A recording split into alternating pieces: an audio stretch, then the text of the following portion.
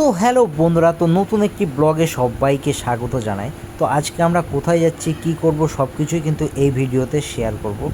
তো চলো শুরু করা যাক। আজকে আমরা যাচ্ছি হাসনাবাদ, আমার এক দিদির বাড়িতে স্বাদের অনুষ্ঠান। যথারীতি আমরা চলে আসলাম গুছিয়ে গেছে স্টেশনে ট্রেন ধরার জন্য। আর এদিকে সোনাইয়ের খুব খিদে পেয়েছে, তো সোনাই নিয়ে নিল একটা চানাচুর, কিন্তু চানাচুরটা একদম খেতে ভালো ছিল না। তো যাই হোক, এখানে কিন্তু আমাদের ফ্যামিলির সবাই বসে আছে, কিন্তু দাদা এখানে নেই, কারণ দাদা একটু কাজে ব্যস্ত ছিল বলে দাদা আমাদের সাথে যেতে পারেনি, ও পরে আসবে।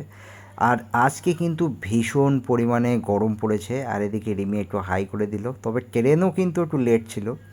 আর আজকের গরমটা সত্যি এতটাই গরম ছিল যে এক জায়গায় দাঁড়ানো যাচ্ছিল না। আর স্টেশনের ফ্যান তো কেমন হয় তোমরা জানো, তেমন ফ্যান ঘোরে তোমরা দেখতে পাও, কিন্তু গায়ে অবধি পৌঁছায় না। তো তোমাদের সাথে কথা বলতে বলতে দেখো অনেক লেট করে ট্রেনটা এসে গেল।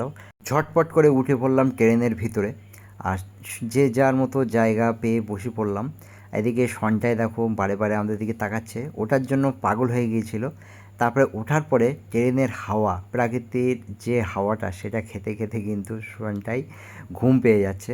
তারপরে আমরা পৌঁছে গেলাম হাসনাবাদ স্টেশনে। ওখান থেকে টোটো ধরে আমরা এখন হাসনাবাদ ব্রিজ ক্রস করছি। আর দেখো হাসনাবাদ ব্রিজ থেকে নদীটা দেখতে কতটা সুন্দর লাগে। কেউ যদি হাসনাবাদ থেকে যদি এই ভিডিওটি দেখে, অবশ্যই তোমরা জানিও যে হাসনাবাদ ব্রিজ থেকে নদীটি দেখতে কেমন লাগে।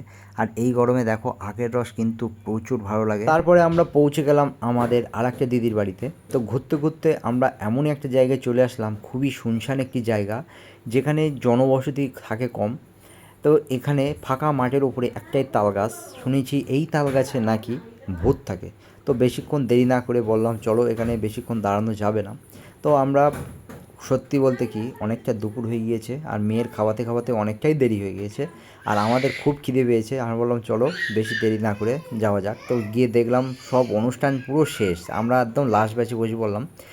আর রান্না কিন্তু দারুণ ছিল, মুড়িঘণ্ট দিয়ে লেবু মাখিয়ে নিলাম। তোমরা কি এরকম যারা যারা খাও অবশ্যই জানিও। আর এটা কিন্তু পুঁই শাক, এরপরে কিন্তু মালাইকারি, দারুণ রান্না ছিল।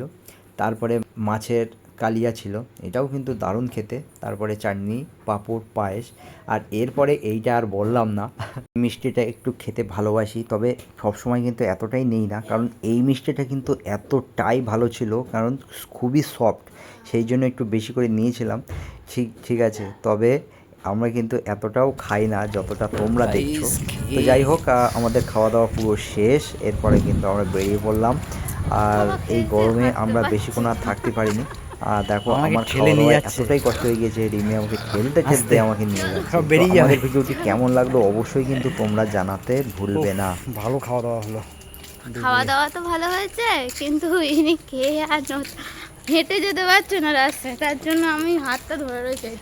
14-15টা রসগোল্লা পাওয়া যায়।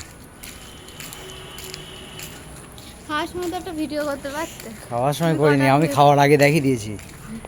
ওতে যেগুলো ছিল ওগুলোর বাদেও কিন্তু আরও ছিল, কিন্তু দেখিয়েছ তো 14-15টা রসগোল্লা, কিন্তু খাচ্ছে কি না সেটা তো আর দেখা হয়নি। ওটা সিগারেট। চলো টাটা, খুব কষ্ট হচ্ছে, এখন গিয়ে এসির তলায় ঢুকবো, তারপর শান্তি। বাই।